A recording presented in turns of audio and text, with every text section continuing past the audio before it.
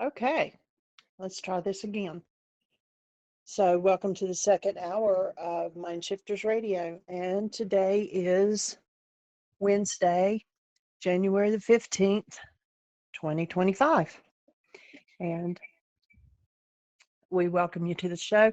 We're getting it down where we can switch from the first hour to the second hour, and maybe we can get it a little more um, less complex so that it's an easier switch. So we hope so. Anyway, I am trying to catch up with where we were gone for 2 weeks and get some of the shows back up on YouTube. They are also, if you go to our website, you can go to Podetize, but if you go to whyagain.org, excuse me, and you click on the MindShifters Radio, there's actually information about Needle. There's the link to the newsletter where we explain how to get signed in if you're not already. Because when you get the notification that we're live and you click on it, it lets you listen, but you actually have to be signed in to the Needle app if you want to talk or comment. And so all that information is under the microphone if you click it. And then you'll see a section that says listen to with a podcast player. And we're using Podetize. We don't have all of the older shows uploaded there yet, but most of the shows are out on Podetize. But if you click the link on our website, you'll get like a whole list of shows. It'll list them, by, like I just now clicked on it, and it has yesterday's first hour with Dr. Tim, and we're working with Needle. For some reason, it did not record Michael's second hour, and they're trying to capture that back for us. But then you'll also see all of the shows that we played while we were gone, and they're up there by name. And so you can click on it and just listen to it from there. That's where we're storing all of our archives now. And hopefully we'll get all the older ones out there too. But I'm also putting them out on YouTube. So you can go out there and listen to the shows. We're, still trying to maneuver doing things differently. It was more like a one step with Blog Talk because they kept the recording and we didn't have to do a whole lot of anything. But they're going away here in about 15 days. And so we're trying to capture all of the old shows and get them up on Podetize and get them on YouTube and different places. So thank you for your patience as we're attempting to get all of this done. And Allende is with us, and Susan says she can hear, so great. So that's working. And Michael will join us here in just a moment. And I think we have a meeting this afternoon with Allende to go over a few of the glitches and see what we can do to make things more streamlined. We appreciate you being with us too, Allende. And so if anybody has a question or a comment, if you're on your app, you can click at the bottom. There's both the caller button and the comment button. And if you click the caller, it will put you in queue. All right, let's see. Susan just did that. And so I'm going to turn on her microphone. We'll see if this is working. Hello, Susan. Hi. Hi, Jeanie. Hi. Hey. Well, we had Michael on our support group this morning. And before I ask for him to reiterate one thing that I'd love to have him expand on, I wanted to ask you about how Ryan's doing. Actually, he is doing very well, and he sent a text this morning, and he wants to try to go out to eat. So we Whoa. are going to meet them at 6 o'clock this evening, and we'll test his first time back out into the world. Oh, that's great. Yeah. How's his balance? Is he able to walk okay? He is walking without the walker, but he went to physical therapy yesterday, and they had him close his eyes, and Yeah. he almost fell over. So his Oh boy. balance is, yeah. And he said he feels some tingling in his Yeah. face, which he thinks is a good thing. So he's hoping that that's all coming back. Oh, Somebody just meeting him probably wouldn't even notice it, but since we yeah. know him, we can see that like one of his eyes and the side of his mouth isn't operating the way the other side is. Oh boy. Yeah. And that's a challenge for someone that's as good looking as Ryan is. But um, he's doing well with it, handling everything That's really great. well. Gabby's off all this week, so she's able to, stay with him and help him and things like that. He's sleeping very well. He's eating well. Good. And Good. so Good. everything's moving up and up. Yeah. And you, how are you doing? I am good. I told Michael though, I said it's it's like um I guess I don't feel home yet because Yeah. everything that was so crazy and going on, and we, spending 2 weeks in the hospital and sleeping in a recliner and all that. But I am Weird. sleeping very good. I'm getting 8, 9 hours sleep every night. Wow. And, we starting next week, we'll have Lincoln again full time and pick Ari up after school. And in between that, if Ryan needs some assistance, we'll be, helping him as well. Mm. So we have a lot of things going on. I should say And so. Holy so, mackerel. Unfortunately, we're learning how to better take care of ourselves. right. Take time and Yeah. do nothing. It's pretty Ah. awesome. And so she had some questions from this morning's Awesome. meeting. Yeah. Michael, I love what you said to Naomi, and I want to hear it some more. I mean, to introduce it, Naomi was on the radio show, and she has an adopted daughter, age 10, who is doing all kinds of strange things because of Acting out. trauma in her life. Meanwhile, Naomi is harshly triggered by some of it, and I know she took in what you said, and she's going to do it. But bringing it, what you were telling her to do is to bring it back to her and her own upset, and ask her daughter for help to sort out her upset. But I would just love to have you go over it again. I thought it was just a gem.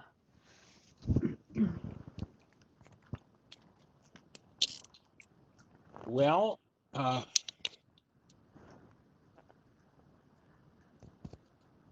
don't know if I can say it again. Was there a particular aspect of the conversation that you were thinking about? Yeah, I could bring you in on it. She said, for instance, that her daughter is stuffing herself with sweets, and Right, she's hiding the evidence in weird places like behind radiators and under right, rugs. And you asked Naomi what her goal was, and her goal was to have her daughter be mentally healthy or something. Meanwhile, that would get nowhere because that's too many steps away from what's really right. going on, is my understanding. So Okay, I what? think I got what you're linking into. Okay, so Okay, take. so let's lay some foundation for everybody that's listening, and see if we can catch up with the aspect of the conversation that Susan's referring to. And thank you for the question, because it was, I think, really instructive. Yeah. So Naomi is, the specific thing she brought up in the session was upset about garbage in the house, and that maybe leads to, attracting rodents, that sort of thing. And when I asked her what her goal was, she said she wants her daughter to handle her thought disorders. And that's true. That ultimately would be a goal, and that would be a good worksheet to do.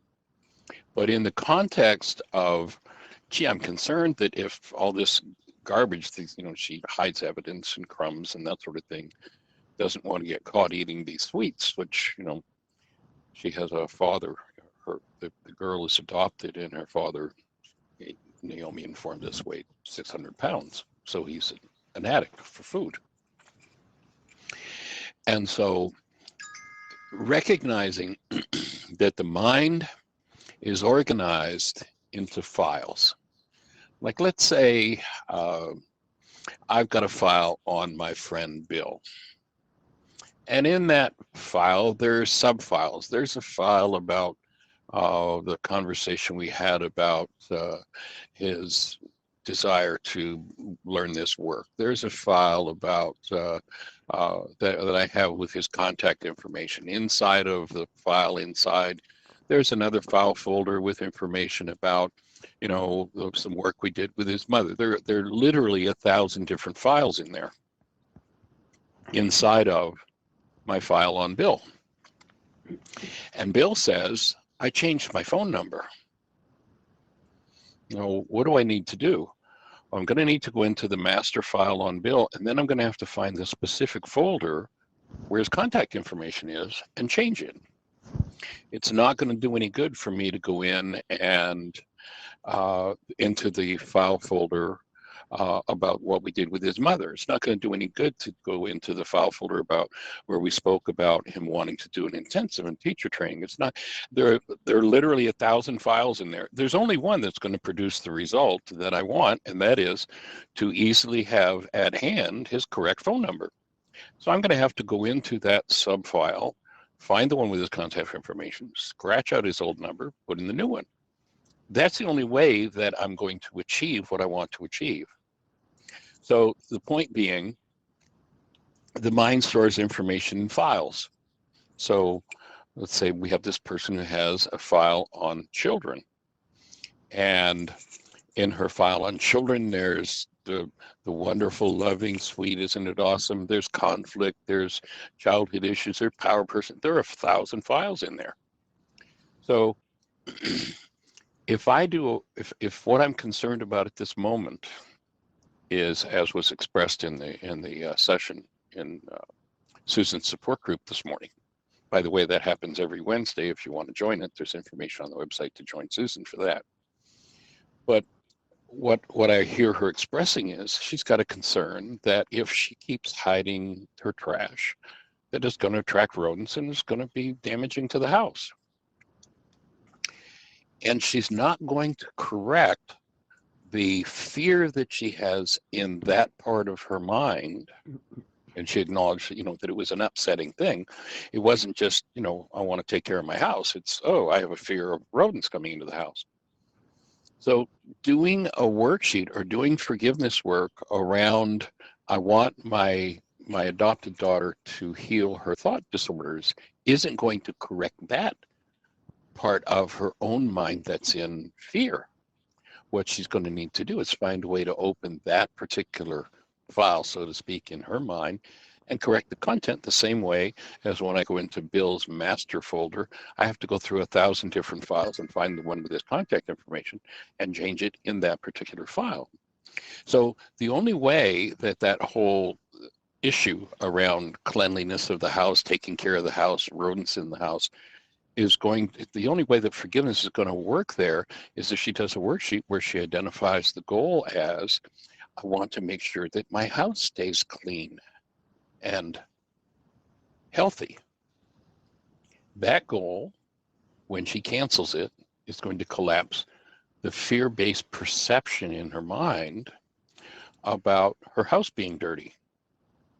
And that's got nothing to do with her daughter healing her thought disorders. Yes, ultimately, if her daughter had no thought disorders, there'd be no trash, blah, blah, blah. But, you know, we interacted. One of the people in the session this morning brought forward a statement which I really liked, and I'll probably use, one of her other teachers uses, and that is that when you're triggered, when your pain and trauma is moving, the people that you're interacting with and projecting on are dancing to your tune. Literally, they're matching bags of garbage. It's resonance. And the only way that someone stops dancing to my tune is if I go into the file that holds that particular tune. So when doing a worksheet, you need to identify the specific goal for the circumstance that you're working with. So let's say in my relationship with Bill, I have a conflict with Bill and Bill owes me money. Well, I might do a worksheet on, my goal is for Bill to pay me the money. But what's really going on, and this is where I have to come to self-knowledge, what's really going on with Bill is that when people don't do what they say they're going to do, they're disrespecting me. So the worksheet that's going to bring healing for me around that conflict with Bill is when I do forgiveness around my goal for Bill to respect me. Canceling the need for him to pay me the money is going to help move in that direction. But the only thing that's really going to heal that part in me about being disrespected is a worksheet where I cancel the goal for Bill to respect me. And what happens when you cancel a goal, when you realize that, and let's go back to the Harvard research we use so often, in a time frame, they're able to measure in the laboratory a time frame where 10,000 brain cells are firing. There are literally 10,000 measurable units of electrical activity happening in the mind. And in that same time frame, what they discovered was that there's a max of 9 bits of data that goes into conscious perception, into conscious awareness. So I have a perceptual construct made of 9 bits of data out of 10,000 brain cells firing. If my mind holds some form of unresolved pain, I literally am going to send out from that pain in me a literal, measurable, high energy wave that's going to attract or resonate somebody in to dance to that tune with me, as Ellen shared. I thought that was just a great way to say it. So this person's going to show up and they're going to play off of the energy that I'm sending out. And the only way that I'm going to put an end to the why is this happening to me against experience, i.e. the procession of people over my whole life that have come and danced that tune in front of me, and I've always blamed them, is to identify the specific goal that I'm holding for this person and canceling that goal. Now, what happens is when my perception around a particular event is pained, there's a goal in me that's driving my mind to use my unresolved pain, my unconscious pain, to build this perceptual reality. When I locate the exact, precise goal that's driving that pain, and then I apply forgiveness. What's forgiveness? What's the word forgive mean in Aramaic? It means to cancel. What do I cancel? I cancel the driver. I cancel the goal. So when I cancel that goal, my pained perception made of a max of 9 bits of data and attached energy collapses. When it collapses in on its own footprint. There's a metaphor for that everybody knows. It's not a very nice one, but it's so profoundly illustrative of the point. We all watched the video too many times probably of the 9/11 towers going down. When the 9/11 towers went down, what did they do? They dropped right straight into their own footprint. When I hold a perceptual reality that involves pain and I'm blaming someone else, there's a footprint in me. There's an unconscious part of me that I need to access. How do I access it? I cancel the goal. When I cancel the goal, that's the equivalent of the 9/11 towers dropping into their own footprint. This perceptual construct drops into its source in me. And now I have access to my own unconscious. And this morning I tied that in with that awesome, powerful statement from Carl Jung, who says, until the unconscious becomes conscious, it will direct our lives and we will call it fate. I.e., well, that's just life doing to me. That's my fate in life, to be attacked. No, I hold in me something unresolved in my unconscious, and people come and dance to my tune. It's the world's gifts. The purpose of life is to kick us right square in the limitation. If there's something that I hold that is of a diseased nature, that is off base with the active presence of love that I'm made of and designed for, then the purpose of life is to resonate, to send somebody who knows exactly how to dance to that tune, knows exactly how to resonate that in me. Now, if I stand in blame, look what they're doing to me, they're causing me all this pain, then my unconscious dynamic, I'm calling fate, oh, well, life is just doing it to me again. When I cancel the goal, my pain perception collapses into its own footprint. Now I have access. It's like the most profound piece of information that anyone will ever find. The reason I say that is because it's unnatural for a human being, I offer, to have an unconscious mind. Yeshua showed us how to access specifically every pain part of our unconscious. And when I make the unconscious conscious in the presence of active love being the master solvent, dissolves that pain. And I and my bloodline are freed of it. Is that what you were talking about, Susan? That's what I'm talking about. And I want to haul you in right there. The active Please. love. This involved not only Naomi, but this 10-year-old girl. And Right. Naomi needed and wanted to heal her own trigger, which you showed her. And that was a revelation to her. I could see it on her face.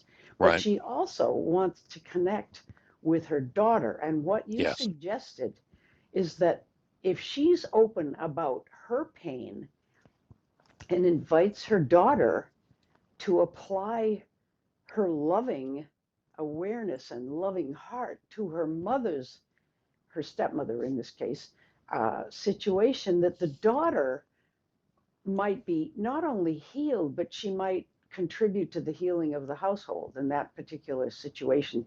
And you suggested a couple of things that the mother could say to the daughter to bring the daughter out of feeling accused and blamed and into a collaboration with her mother, where Right. let's work on this. I need your help. Can you talk about that a little more? Sure. Well, we all learn, we come in with a propensity toward, or a database that contains everything that's ever happened in our bloodlines. And on a pure carbon-based memory level, we have experiences in the world, and whatever experiences in the world energetically delivered through our senses, my offering is that resonates out of our genes, whatever is stored there. So, and we call it modeling. So if a parent says to the child, well, you child are just not being loving, and what you need to do is be loving, or else you're going to get a beating. Well, what the parent is modeling is that the way you get what you want is to be angry and threaten a child. So what does the child learn? Oh, the way that my power person, God, gets what they want is they get angry and scream at me. So now what am I going to do when I'm not getting what I want? I'm going to do what my God, my parent, modeled me doing. So when the parent models for the child anger in order to get the child to be loving, what's the child going to do when it, quote unquote, wants somebody to be loving? Exactly what was modeled for them. So what I suggested to Naomi was, number one, that she model for her daughter that it's okay to be weak and in error, i.e., and then invite her daughter, empower her daughter by asking her daughter if she would hold the space for Naomi to do her own forgiveness work. So that would look like, sweetie, when you put that trash under the carpet like you do and you hide it behind the radiator, rather than you make me so angry, which is what the average person would say, that really makes me angry when you do that. What I suggested is modeled responsibility communication. Sweetie, I realize that I have some anger in me. And when you put that trash behind the radiator, it brings my anger up. And I realize that I need to forgive my anger. I need to remove this anger from myself. And I'm not sure how to do it, but I know that it would help if you could hold the space of love for me while I go through that. And then Mom, do a worksheet on her anger that has been projected on and pointed at the daughter. So the daughter has the modeling, instead of the modeling that came before she was adopted, of what sounds like it was a pretty traumatic household with a lot of really horrendous modeling. Yeah. What the 11-year-old child has now is a mom who's responsible, owns her own hostility, and is able to model what is really strength, but the world calls weakness, asking for help, asking for support. Mm. She hands the reins to her daughter to support her, and if the daughter's willing, now it depends, the daughter might have had enough modeling that she's going to say no, no, no, no, no, and going to stomp her feet and all that. But over time, enough modeling of it's okay to ask for help, it's okay to own what's going on with you, and then in the future there'll come a point where the child will go, oh, if I'm angry, that's because there's anger in me. I learned that from my mom. Well, in my previous family, what I learned was everybody rages at everybody and everybody blames everybody and everybody eats themselves to death. That's the modeling she's had. New modeling is going to be, oh, it's okay to be weak, or what the world calls weak, which is really strength. Ask for support, own what's yours, instead of projecting it and trying to blame it on the kid.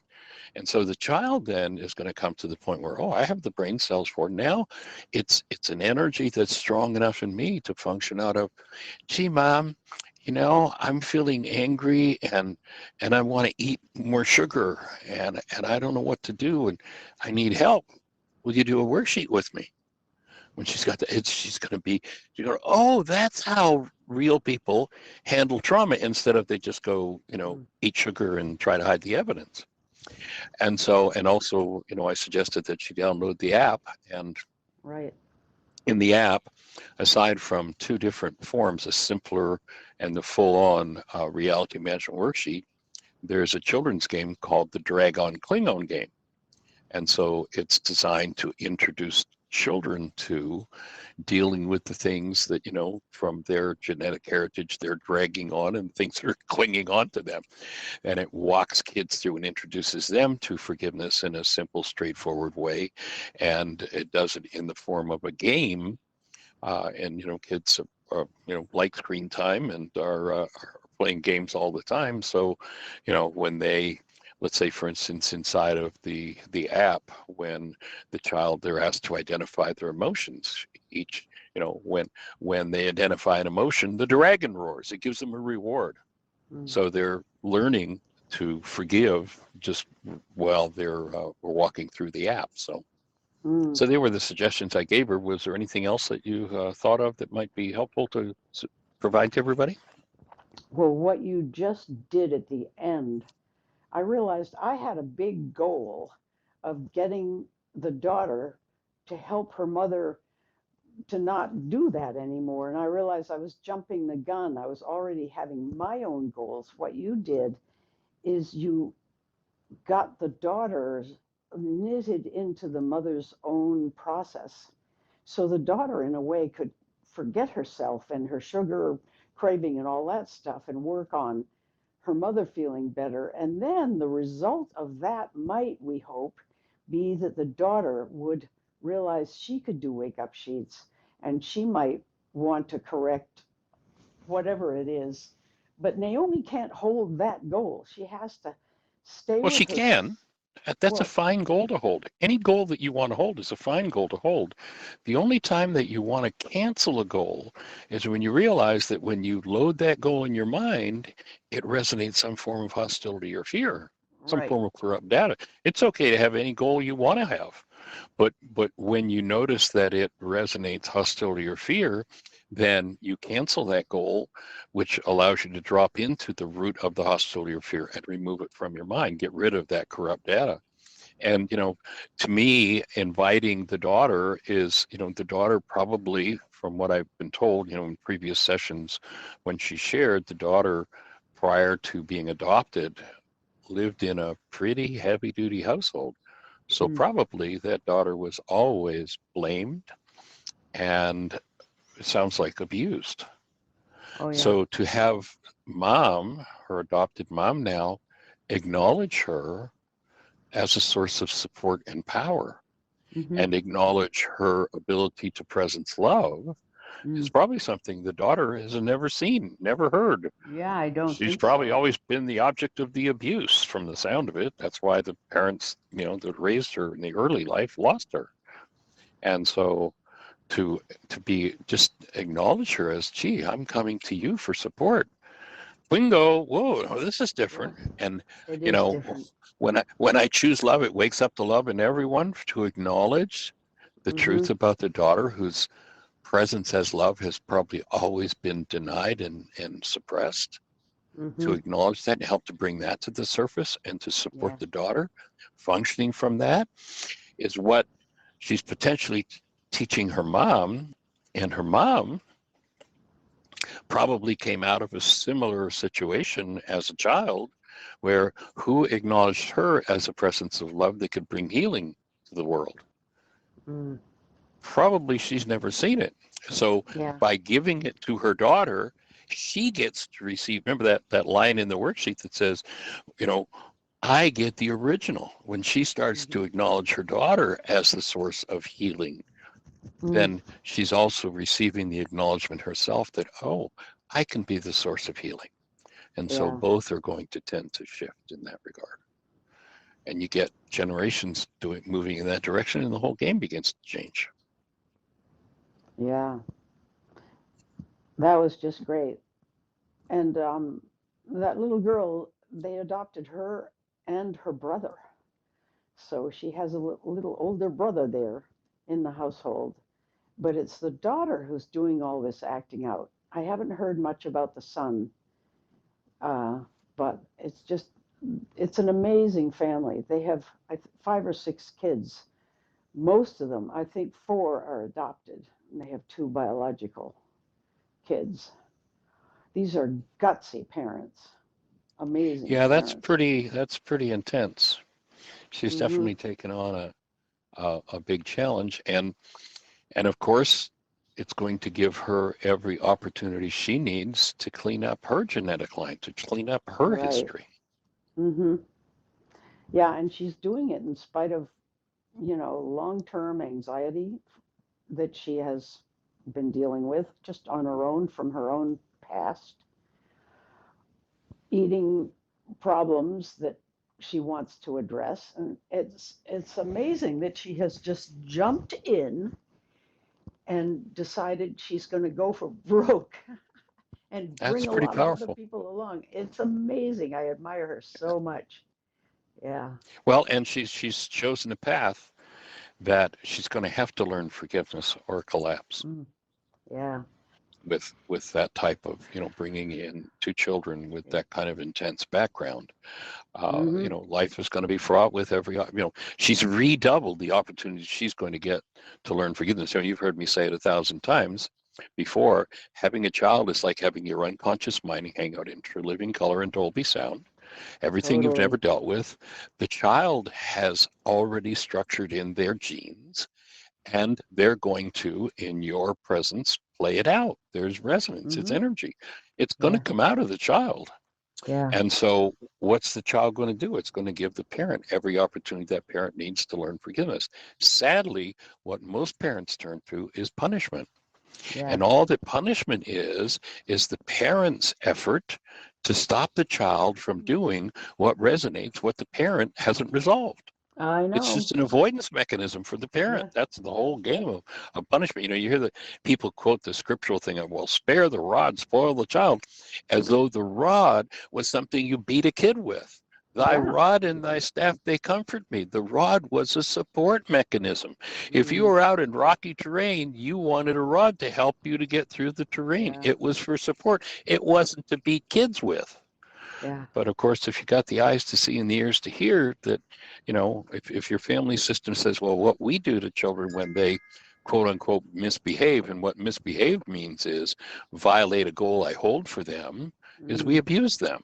Yeah. And if that's the family pattern, then every form of abuse in the family is going to have to come up in the parent in order for the parent to heal. And that's going to provide the modeling for the child to heal the same.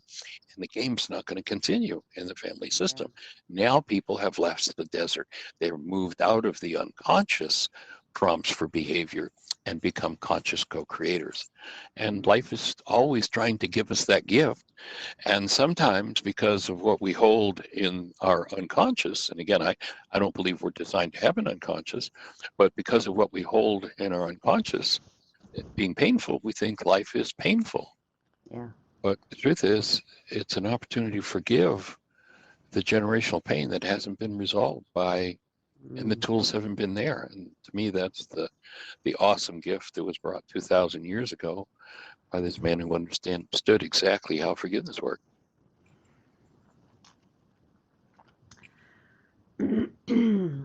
Well, thanks for coming on and surprising us all with your presence at the meeting this morning. Well, it's, with the challenges we've had moving through these 4 platforms, with the challenges that we've had, Yeah. and the fact that you've been with the radio show for so long and are, a really deep contributor, it almost seemed like we'd abandon you. I haven't really, we had a short conversation or two, but, usually we talk every day or two on the show. And so it was like, I've abandoned Susan, so I want to get on your support group this morning and be part of it. So, that and it's was always great. delightful. You've got a really powerful group there that, Isn't that an and amazing group? yes, it is. And for everybody that's listening to the show right now or in the future, in the archives, Susan has a support group at 10:30 Eastern Time every Wednesday morning. And the link for that support group is on our website on whyagain.org. Jeanie knows how to access it. I don't know exactly. Do you know how to access it on the website? You're I'm not asking sure. me? Yeah, I'm wondering, do you know exactly where it is on the website? I don't. I haven't been on the website to look for it. Okay. If anybody wanted to, of course, here I am, they could just email me. Well, instead of giving your email out, because we don't Yeah. know who's going to be listening to this in the future, Right. if you email Jeanie, JEANIE, at whyagain.org, if you want the link to Susan's support group so you can participate in it, then Jeanie will send you that link. Right. So, And it's free. It's yeah, just, it's a powerful group. It's some really it sweet, is a powerful dedicated group. people. Yeah, they're great. Cool. Well, any other issues? We haven't really talked in so long. The shows that we did on Podbean when we were away, we haven't been Right. able, or we can't do pre-recorded shows here on Needles, so that's where we turned to Podbean. Yeah. Any questions from any of those shows? I confess I did not listen to any of them. What I did was I made use of that time because it's been absolutely wild around here in my household. And to have that extra hour was a real boon right then. So I don't have questions because I didn't listen, and I Oh, apologize for not okay. Well, listening. no apology needed for that. That's cool. Yeah, Okay. Jeanie we've has got, put in the notes that to get the link to Susan's support group, if you go to whyagain.org, healing, and then to MindShifter support groups, and the links are there for different okay, groups. good. Well, I do have a sort of global other question, but I wanted to make sure no other caller was trying to get on because this We is, don't have any other hands up. Go for it.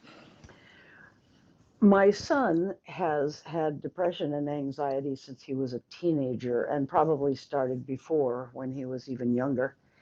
Right. And I have done my own work and managed to detach from going down the tubes whenever he was having a bad day.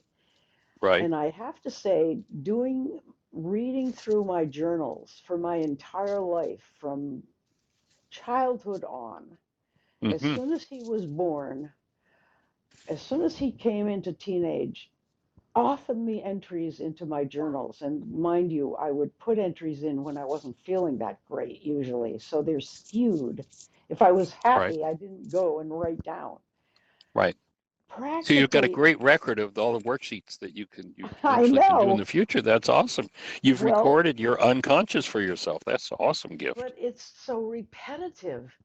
My son wasn't, I would say, Jonathan's having a bad day, or Jonathan's talking about going into the military because of his anxiety, or Jonathan's talking about leaving his medical practice. This happened. He literally left his practice 4 or 5 times for a few Right, months at a time and then right, got back in. And here I am. I mean, it's been a challenge just reading this because the pain in there was, I was right. I was trying to carry him to no use at all for him. Hmm. But in any case, the worksheets and mind shifters, the tools I wanted, I had a goal of having him use those tools. He would not. And we get Right, along really well. We're really good friends. So the fact that he wouldn't, I just figured he has to do it his own way. And I dropped that goal. What he has done, and you know about the sailboat, and it was struck by lightning, and he was delayed getting going for about 4 months. right. Well, about 4 days ago, they set sail in the deep January winter. They sailed out of Annapolis, Maryland, Oh down my the God. Oh, down oh, the oh, intercoastal waterways with his, bless her heart. I know, with his first cousin who is pushing 60. And that's a poignant story. His father took his own life when he was 32, and he loved to sail. Wow. And one of his goals was, when he got older, he wanted to sail around the world. So this young father never fulfilled that goal. He took his own life. Now his son is nearly 60, and his bucket list is to sail around the world. Mm, So my son called him and said, "You want to come in on me with, because I've got to do this." In a way, Michael, for however it's going to work, this is his wake-up sheet. This is his right. work. So he got on the boat with his cousin, and the excitement of those guys was just great. They Like tested all kids. their stuff, and they made sure everything was working, and there was an opening in the weather and storms all around in the periphery. And they said, we're going to go now. And they took off, and they have managed to sail without only one hairy incident down the intercoastal waterway. They're down below Norfolk now. They're approaching the ocean, and that's where they'll be sailing out in the main ocean down to the Bahamas to hike for a while, and then from there they're going to map out their route. Wow. So he is Quite a saying journey. it is, and you have often said if you pull a geographic and you travel across the country, you get off the plane, and the person who meets you finishes the sentence of the person you tried to get away That from. dropped you off started. Right. Yes. Right. So I have that in mind, and I'm thinking, I hope that isn't what's going to happen with him. On the other hand, he is Guaranteed. okay. Well, shut up, You might want to Michael. cancel that goal Yeah, and maybe replace it by holding the space for him to gently be able to deal with what comes up for him. One of the reasons why, well, two things. I oftentimes see people who are very excited and attracted to the tools. I mean, they're just like, wow, this can really be done. yeah, But then when they put their hand to the plow, all of a sudden they start to get an intuitive look at what ultimately they're going to have to deal with. And many times they turn tail and run. yeah, Now, fortunately, as Yeshua said 2,000 years ago, once you put your hand to the plow, there's crazy glue on the handle. You yeah. can't really escape it.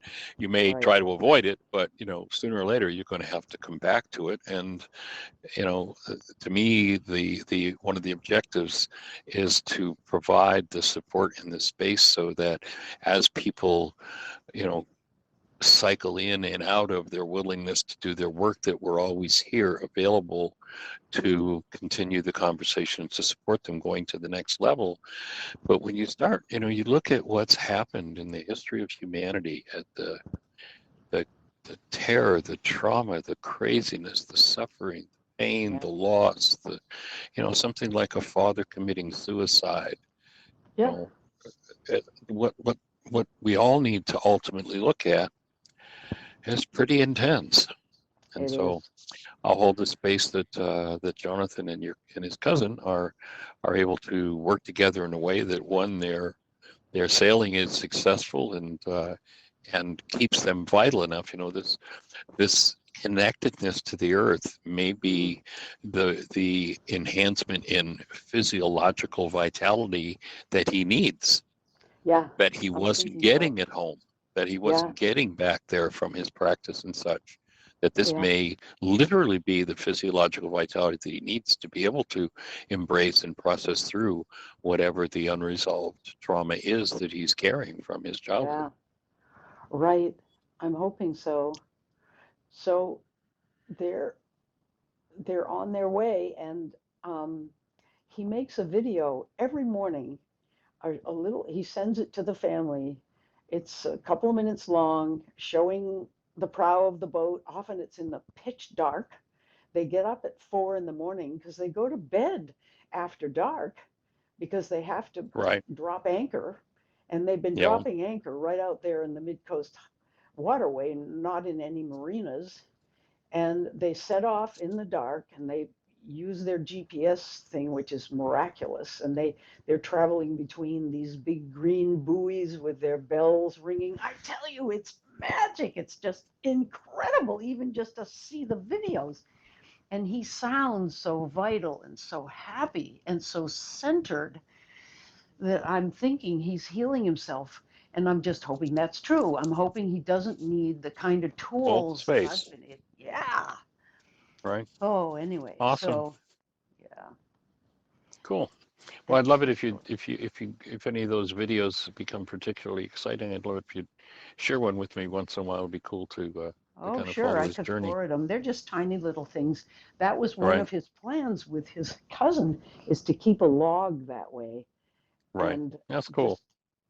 just for themselves and maybe for Sweet. fun on YouTube later or whatever it is. Hmm. Awesome. Yeah. Well, very cool. All right, young lady. Well, any other thoughts for you? Well, I always have tons, Michael. Yeah. Okay, well, Jeanie, did you say is does someone have a question for us, Jeanie? Not to worry. I don't have to do this. I don't see anything in Okay, the I have a okay. Let me read a question that's in there and stay with us, Susan. So I have a 4-year-old grandson who's autistic, and I was talking with his OT regarding feelings. She recommended he look at the videos that is emotional to activate feelings for kids like him. Would that be the best approach? Hmm.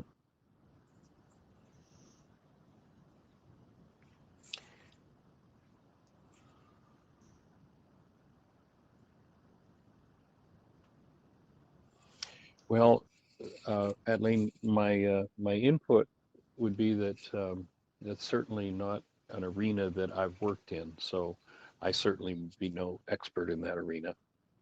If the only thing I would add to the therapist's suggestion is make sure that there is someone there in reach, and oftentimes an autistic child doesn't want to be touched, but someone who's there in reach at least that can help to hold a safe space for him as emotions start to surface and be felt.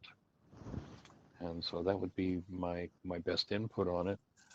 It makes sense that, and I would particularly begin or start to show videos of wondrous, connected, loving expressions of feelings, uh, because the autistic child is particularly sensitive to uh, any kind of stimulus.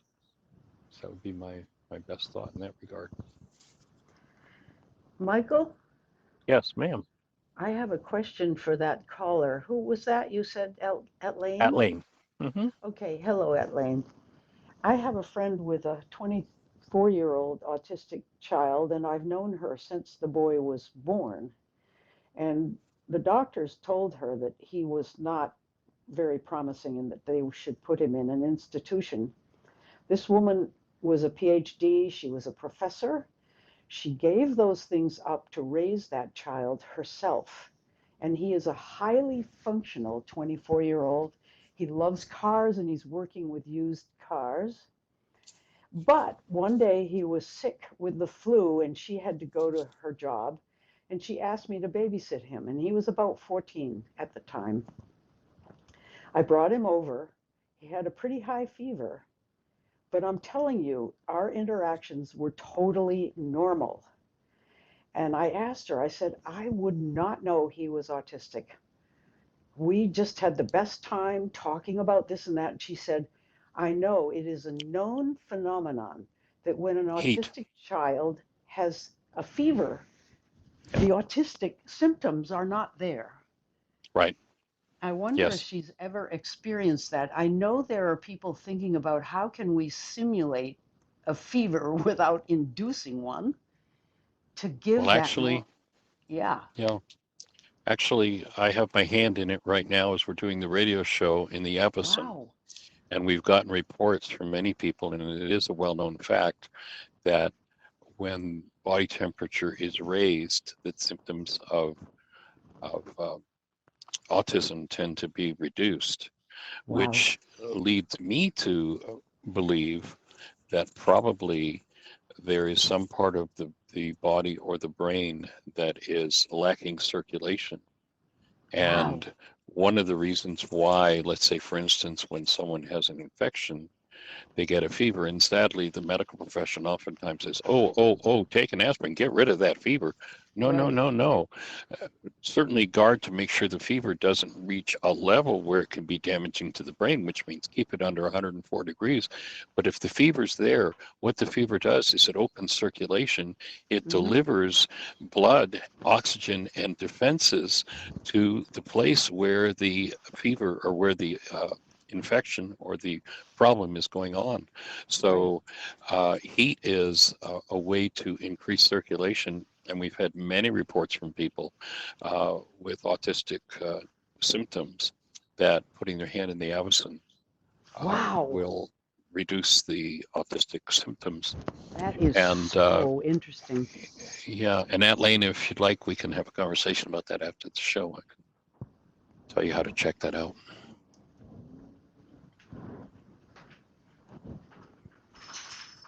So any other thoughts for you or questions for you, Lane?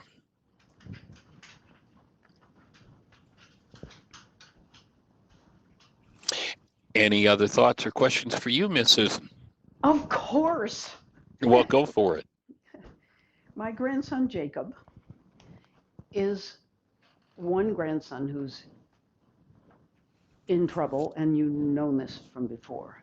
Right. What he is doing is smoking weed, drinking, but not to the point of drunkenness, and he's holding down a job, a very demanding job, painful physically. He's outside trying to get people to sign up to support PBS with pledges of yearly amounts. And PBS is under threat by Trump of being shut down. So I don't know how he is fulfilling it's on a commission. They're expecting him to find one person per day. And if he does, he's paid. If he doesn't, he's not paid. So he has an inheritance which he can access through the executor of it, who is my husband. And my husband has sent him checks periodically. But if my husband refuses to send him money, he gets belligerent, the way his father modeled. And he mistreats his mother so much that she has blocked him. And you knew this from before. Right. I'm wondering where the opening might be for a person who he's a sweetheart basically, but this other, it's like a demon. He gets scared, I suppose, that he's going to be turned down. Yeah, he just gets nasty, and no one's inclined to help him at all. He bullies.